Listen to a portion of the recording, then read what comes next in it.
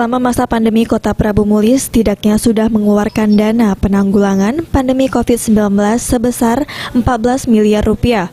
Dana tersebut dipakai untuk memenuhi kebutuhan pokok warga miskin yang terdampak COVID-19. Wali Kota Prabu Muli, Ridho Yahya, mengatakan sebelum penggunaan anggaran untuk penanggulangan pandemi ini sudah dilakukan oleh Inspektorat. Menurutnya, pengelolaan keuangan untuk penanganan COVID-19 harus benar-benar tepat sasaran, tepat guna. Jangan sampai ada anggaran yang tidak sesuai dengan ketentuan yang berlaku. Ridho Yahya juga menegaskan pembelian bantuan berupa sembako hanya dibeli dari pihak yang berkredibilitas. Ini dilakukan agar tidak menimbulkan masalah di kemudian hari. Makanya kita tidak banyak variasi supaya kita tidak bermasalah di kemudian hari.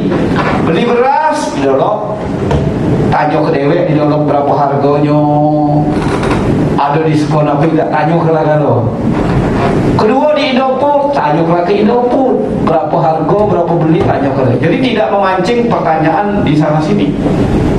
Jadi makanya saya bilang jangan kita membeli ke pihak ketiga yang sulit kita pertanggungjawabkan. Dia bisa bermain dengan harga. Kalau ini dulu tidak bisa bermain harga, Indofood tidak bisa bermain harga karena harga dia adalah harga nasional. Itu yang kita lakukan selama ini. Sebelumnya, KPK sudah memperingati dan tak segan-segan menindak pihak manapun termasuk kepala daerah yang terbukti bermain-main dengan pengelolaan dana tersebut. Ancaman hukuman mati akan diberikan bagi koruptor yang menyelewengkan dana penanggulangan.